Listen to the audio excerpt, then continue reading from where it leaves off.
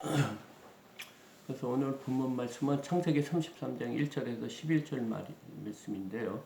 32장 마지막이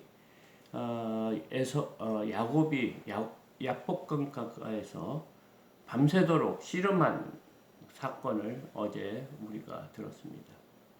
그래서 어떤 사람과 밤새도록 씨름하면서 그 사람이 야곱에게 이르면서 내가 너를 이기지 못하겠다. 그러면서 나를 보내달라 하니까 야곱이 나에게 축복하지 않으면 보내줄 수 없다.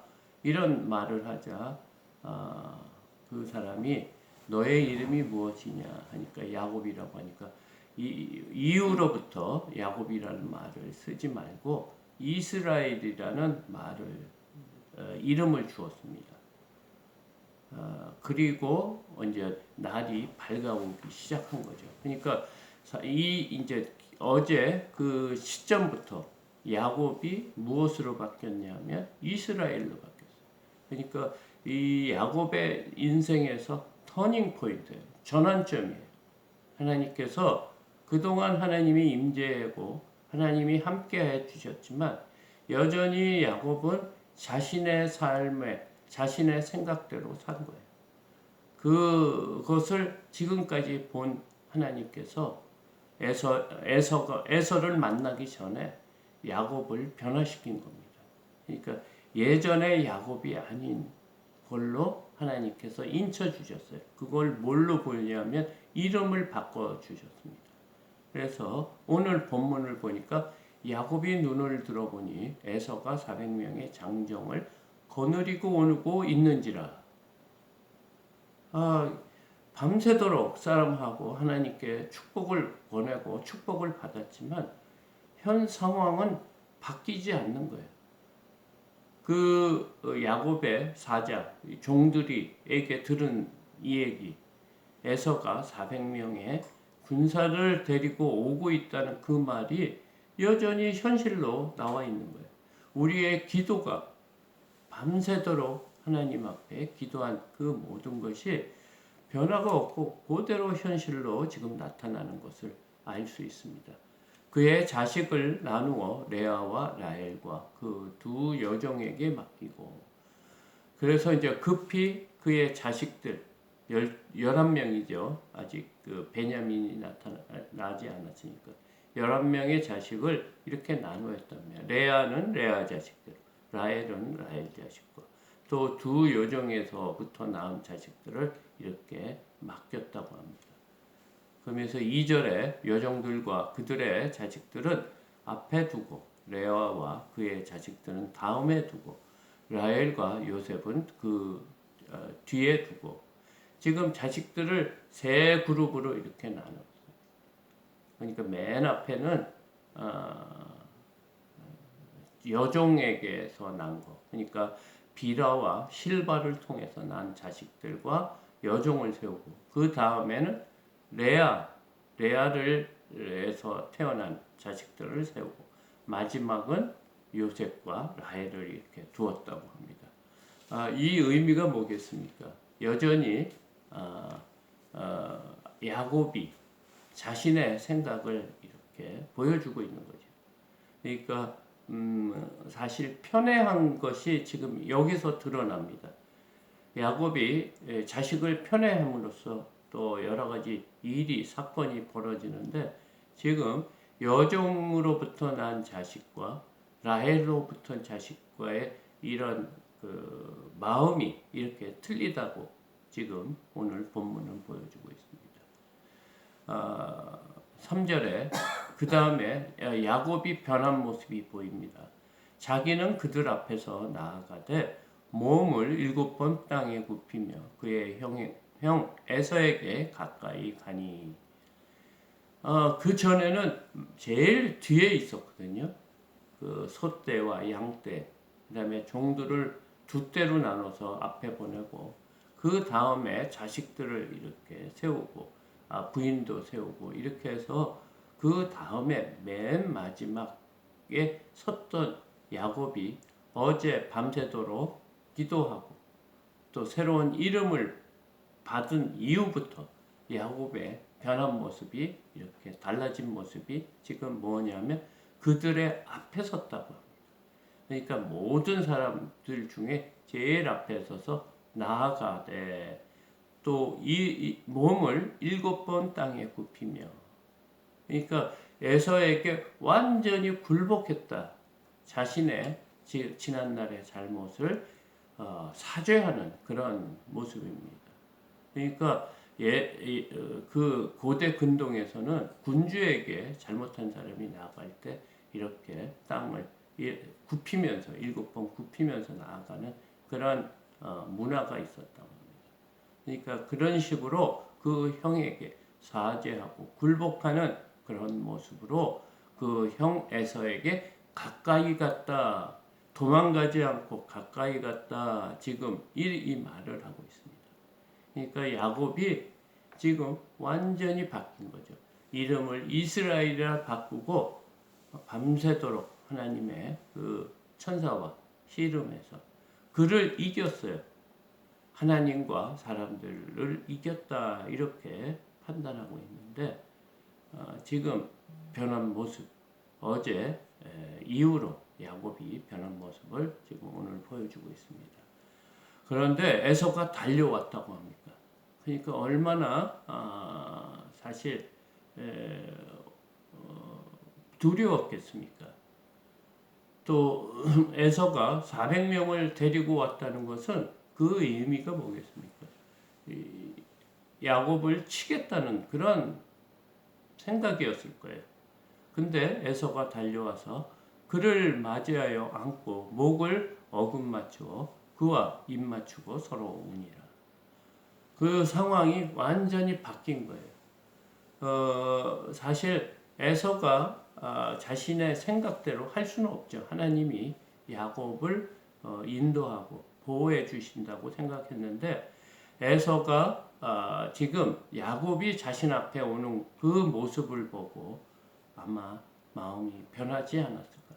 20년 동안 형제간에 쌓였던 모든 그 힘든 모습, 미움과 갈등이 한순간에 사라지게 하나님께서 역사하셨다고 볼 수가 있는 거죠.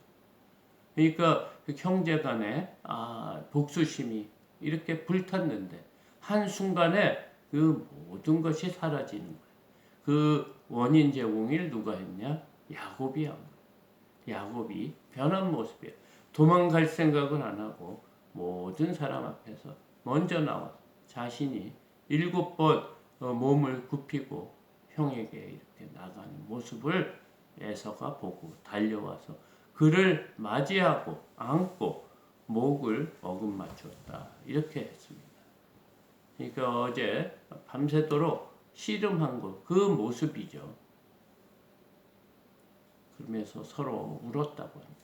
그러니까 20년에 쌓였던 모든 원한과 그 미움과 갈등이 한순간에 사라지는 것을 우리가 볼 수가 있습니다.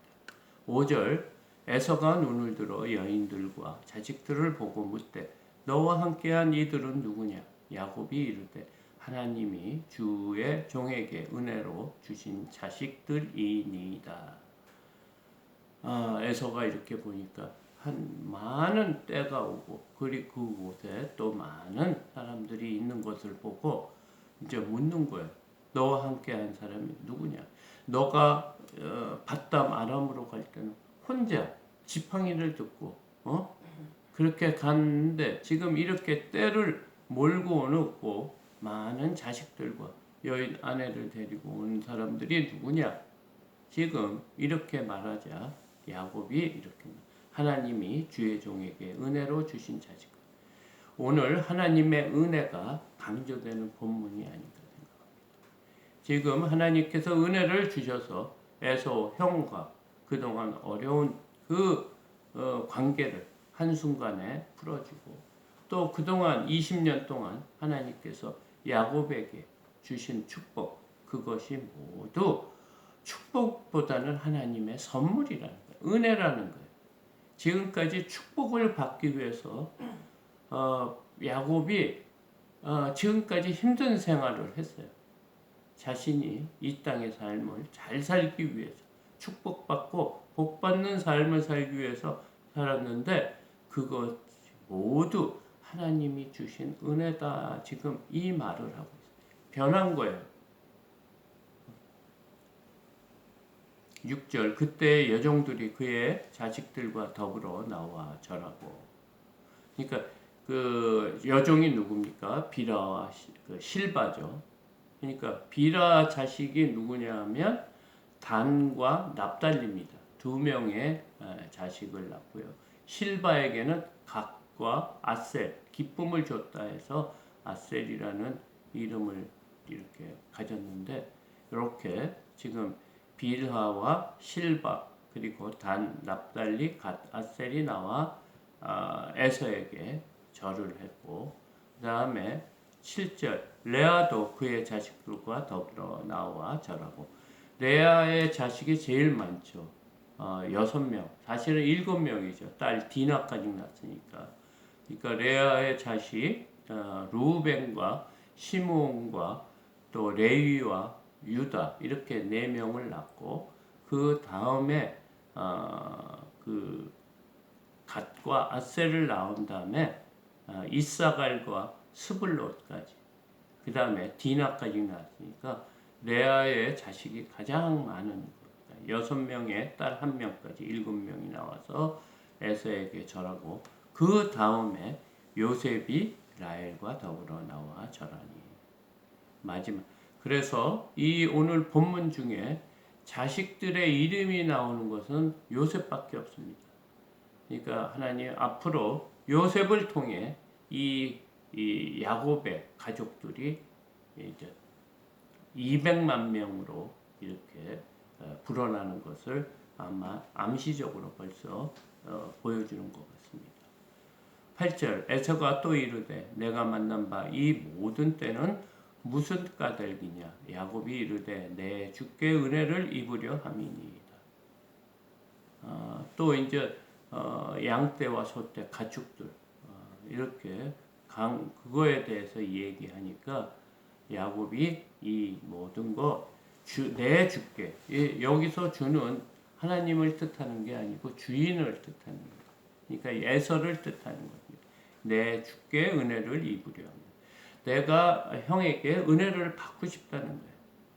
그래서 그 형에게 눈에 들만한 선물이라는 그런 뜻입니다. 9절 에서가 이르되 내 동생아 내게 있는 것이 족하니 내 소유는 내게 두라. 나도 이미 많은 소유를 갖고 있다. 9절 장정을 400명 정도 데리고 있을 정도의 사람이면 큰 거부입니다. 그러니까 그 선물을 사양하는 거예요. 내 소유를 네가 가져라. 나는 충분히 많은 소유를 하고 있다. 이렇게 얘기하니까 10절 야곱이 이르되 그렇지 아니하나이다. 내가 형님의 눈 앞에서 은혜를 입었사오면 청하건대 내 손에서 이 예물을 받으소서. 지금 역시 야곱은 계속 은혜를 강조하고 있어요. 하나님이 우리에게 베푸신 모든 것, 우리가 축복을 받기 위해서, 복을 받기 위해서 지금 살았지만 지금 야곱이 변한 모습이 뭐냐? 이 모든 것을 은혜라고 생각하는 거예요. 그래서 지금 형 에서에게 은혜를 지금 간청하는 거예요. 그래서 내 손에서 이 예물을 받으소서. 내가 형님의 얼굴을 배웠은즉 하나님의 얼굴을 본 것 같사오며 형님도 나를 기뻐하십니다. 이 선물은 그냥 은혜에 감사해서 주는 거다. 그래서 이 예물을 꼭 받아서 나에게 은혜를 달라 이렇게 얘기하면서 형님의 얼굴을 본 것이 꼭 마치 하나님의 얼굴을 본 것 같다 이러면서 지금 형님도 나를 기뻐하십니다. 이 모든 것이 하나님께서 역사해 주셨다. 이 관계성 지금 이 관계가 원수의 관계로 이어질 수도 있는 상황인데 하나님께서 은혜를 주셔가지고 이렇게 형과 좋은 화해를 할 수 있도록 해주시고, 또 형이 그런 마음을 가져서 하나님이 꼭 하나님을 본 것처럼 형의 얼굴을 본 것 같다. 지금 이 얘기를 하고 있습니다. 11절 하나님이 내게 은혜를 베푸셨고 내 소유도 족하오니 청하건대 내가 형님께 드리는 예물을 받으소서 하고 그에게 강권함에 받으니라. 지금 굉장히 강하게 요구를 하는 거예요. 이 강권하다는 것은 강요하다, 누르다, 뭐 이런 겁니다. 굉장히 강하게 요구를 하는 거예요. 그러니까 하나님이 내게 은혜를 베푸셨고 하는 것은 사실은 이삭에게 받은 축복을 말하는 거예요. 지금까지 하나님 앞에 형의 축복, 장자의 축복을 내가 하나님께서로부터 받았는데 그 청하건대 지금 그 축복을 다시 돌려드리겠다는 거예요. 자기가 가로챈 장자의 축복을 지금 돌려드리고 싶으니까 이 예물을 받으소서. 형님께 드리는 예물을 받으소서 하면서 강권했다고 다시 돌려주고 싶다는 말이에요. 자신이 받은 축복을 형에게 돌려주고 싶다. 이렇게 말하고 있습니다. 우리가 지금까지 여러 가지 삶을 이렇게 돌아보면 하나님의 복을 받기 위해서 우리가 또 기도도 하고 하나님 말씀에 잘 순종할 수 있는데 이 모든 것이 은혜로 생각해야 돼요. 하나님이 우리에게 주신 은혜, 이 예수 그리스도를 이 땅에 보내주신 모든 것, 이것이 하나님의 은혜, 하나님의 사랑인 것을 우리가 깨닫고 살기를 바랍니다. 오늘 하루 또 하나님의 주신 하루 또 하나님의 주신 은혜로 생각하며 또 오늘 하루 승리하는 하루 되시기 바랍니다.